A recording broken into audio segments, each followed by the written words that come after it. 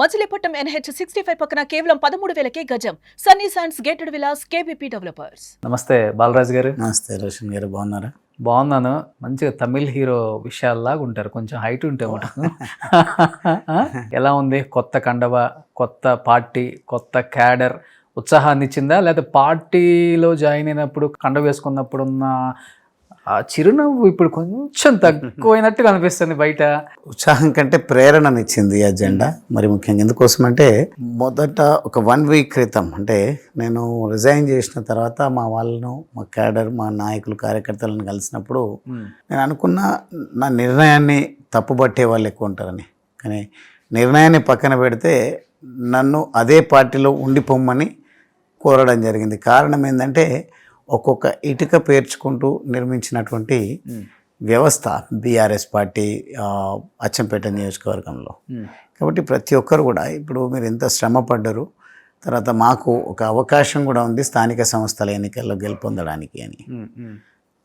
నేను వారిని నచ్చజెప్పడానికి కొంత ఇబ్బంది పడ్డప్పటికీ నా అభిప్రాయాన్ని వారితో పంచుకున్న తర్వాత, ఎట్లయితే తెలంగాణ రాష్ట్ర సాధన ఉద్యమంలో తెలంగాణ రాష్ట్రం వస్తే చాలు సకల సమస్యలకు పరిష్కారం దొరుకుతుంది, సర్వరోగ నివారిణి జిందా తిలిస్మాత్ అని మనం విస్తృతంగా ప్రజలకు తెలంగాణ ఆవశ్యకత గురించి విడమర్చి చెప్పినప్పుడు, ఎట్లయితే ప్రజలు ఏకీభవించి పదవులు, ప్రాణాలను సైతం లెక్క చేయకుండా ప్రజల ఆకాంక్షను నెరవేర్చడం కోసం కదిలి వచ్చారు. ఇప్పుడు అదే పద్ధతిలో మాకేదో స్థానిక సంస్థల్లో వచ్చే పదవులు, లేదంటే మీరు భవిష్యత్తులో ఎమ్మెల్యే, ఎంపీ కావాలనే ఆలోచనలో కాకుండా, మీరు ఏదైతే జాతీయవాదం గురించి, దేశ భవిష్యత్తు గురించి, అదేవిధంగా రాష్ట్ర అభివృద్ధి జరగాలంటే కేంద్రంలో ఉన్నటువంటి ప్రస్తుతం ఉన్నటువంటి ప్రభుత్వం నరేంద్ర మోడీ గారి నాయకత్వంలో అద్భుతమైనటువంటి పద్ధతిలో పాలన కొనసాగుతూ ఉంది. 10 సంవత్సరాలు అనిపించలేదా మీకు జాతీయవాదం? మీరు చెప్పే ఈ మాటలన్నీ 10 సంవత్సరాలు గుర్తురాలేదా? ప్రజలు మాట్లాడుతున్నది నరేంద్ర మోడీ గారి పైన విశ్వాసాన్ని వెలబుచ్చుతున్నటువంటి విషయము. నేను నిర్ణయం తీసుకునే ముందు వారితో కాంగ్రెస్ పార్టీ, అదేవిధంగా బీజేపీ పార్టీ విషయంలో ప్రస్తావించినప్పుడు, బీఆర్ఎస్ను ఎందుకు విడుతున్నారు, మాకు ఇప్పుడు స్థానిక సంస్థల ఎన్నికలు కూడా ఉన్నాయి కదా అని చెప్పేసి కొంచెం వాళ్ళు ఆవేదనతో మాట్లాడుతున్నారు. మీరు కూడా జాతీయ పార్టీయే కదా? అఫ్కోర్స్. మీరు ఆ విషయానికి వెళ్తే మళ్ళీ వేరే చర్చ వేరే వైపు పోయేటువంటి ప్రమాదం ఉంటుంది. బీఆర్ఎస్గా ఆవిర్భవించడంతోనే ప్రజల లోపల సొంతం చేసుకున్నటువంటి ఇంటి పార్టీగా భావనలో ఉన్నటువంటి ప్రజలు ఇక కేసీఆర్ గారి ఆలోచనలు మారుతూ ఉన్నాయి, ధోరణి మారుతూ ఉంది అని అనుకున్నారో ఏందో తెలియదు. కానీ నాకైతే ఇష్టం ఉన్నది టీఆర్ఎస్ పార్టీ బీఆర్ఎస్గా ఆవిర్భవించడం అనేది చాలా అవసరంగా నేను భావించాను. ఎందుకంటే any state or anywhere ఎట్లయినా కానీ ఒక ఉన్నత స్థితి కంటే అడుగులు ముందుకు వెళ్ళాల్సినటువంటి అవసరం ఉంటుంది, ఇంకా గొప్పగా పురోగతి సాధించాల్సినటువంటి అవసరం ఉంటుంది. ఆ దిశగా కేసీఆర్ గారు వెళ్తారని అనుకున్నాం. వెళ్తున్న తరుణంలో ప్రజలకు ఏమర్థమైందో తెలియదు. కానీ మొన్న జరిగినటువంటి పార్లమెంట్ ఎన్నికల్లో మనము ముఖ్యంగా టీఆర్ఎస్ పార్టీ కొంచెం పూర్తి స్థాయిలో అనుకున్న స్థాయిలో పర్ఫామ్ చేయలేకపోయింది, ఫలితాన్ని మాత్రం ఏమాత్రం రాబట్టలేకపోయింది. ఓకే, ఇప్పుడు చాలా మంది మీరు పార్టీ మారిన తర్వాత బాగా ట్రోల్ అవుతుంది. సో కేసీఆర్ గారు మరీ ఇంటికి పిలిచి నువ్వే ఓన్గా కార్ డ్రైవింగ్ చేసుకుంటూ ఫామ్ హౌస్కి వెళ్ళి అక్కడ కథ అంతా సైలెంట్గా వినని ఒక చిన్న పిట్టకథ చెప్పాడు.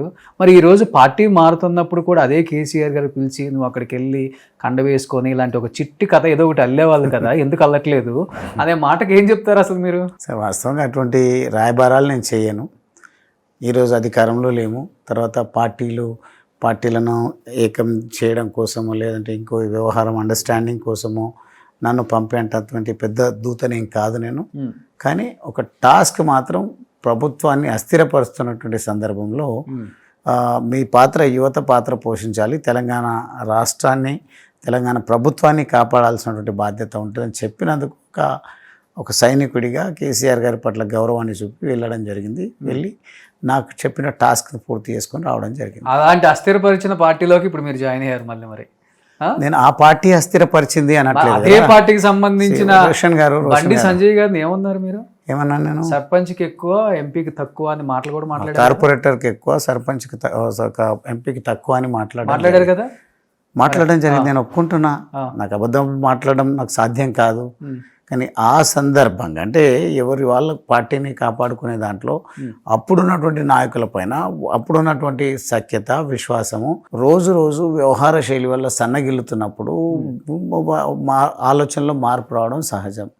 కానీ అంత మాత్రాన బండి సంజయ్ గారిని నేను తక్కువ అంచనా వేసినట్టు లేకుంటే బండి సంజయ్ గారు అంటే నాకు గౌరవం లేదు అని కాదు, అపారమైన గౌరవం ఉంది. ఎందుకంటే ముందు నుంచి కూడా వారు ఒక లక్ష్యంతో పనిచేసి ఆయన నమ్మిన సిద్ధాంతం కోసం పనిచేసిండ్రు కాబట్టి ఈరోజు మంచి ఉన్నత స్థితికి వారు వెళ్ళడం జరిగింది. అంటే రాజకీయాలలో నమ్మిన సిద్ధాంతం కోసం చాలామంది రాజకీయ నాయకులు ఒకే స్టాండ్ మీద ఉన్న వాళ్ళని నేను చాలామందిని చూశాను కూడా.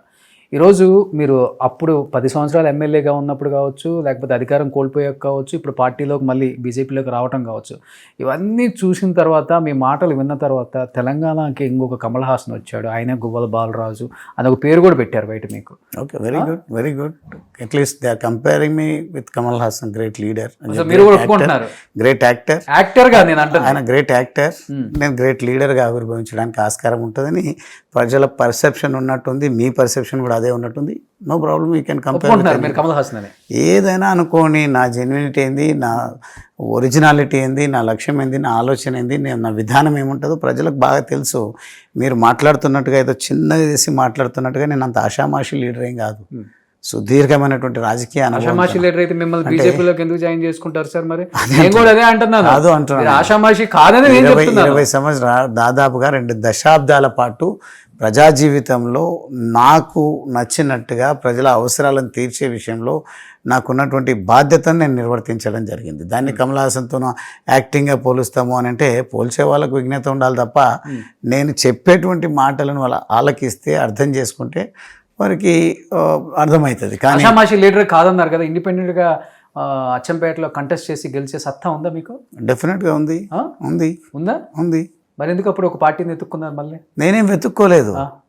నేను ఉద్యమ సందర్భంలో ఒక పార్టీ ఉన్నది కాబట్టి ప్రజలందరూ కూడా ఆ రోజు ఆ పార్టీని విశ్వసించారు కాబట్టి, ఇంటి పార్టీగా ఉన్నది కాబట్టి ఇంటి పార్టీలో చేరితే బాగుంటుందనే ఆలోచనతోన ప్రజల కోరిక మేరకు నేను వెళ్ళడం జరిగింది. నేను వెతుకులాటలో ఎప్పుడు లేను.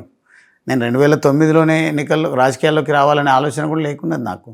2014లో నిజంగా చాలా స్పష్టంగానే రాజకీయాల్లోకి రావాలి, ఎమ్మెల్యే ఎంపీ కావాలి, చట్టసభల్లో అడుగు పెట్టాలి, ప్రజల గొంతుకగా మారాలని అనుకున్నాను నేను. కానీ ఆ రోజు ఉన్నటువంటి పరిస్థితులను బట్టి తెలంగాణ ఉద్యమం చేద్దామంటే నేను అప్పుడు ఉన్నటువంటి వేదిక రాజకీయ వేదికగా టీఆర్ఎస్ కనిపించింది కాబట్టి చేరిన తర్వాత వారు మెచ్చే విధంగా, మెచ్చడం కాదు, నన్ను లక్షల సార్లు, వేల సార్లు ప్రశంసించే విధంగా నా పనితీరును మాత్రం నేను ప్రదర్శించడం జరిగింది.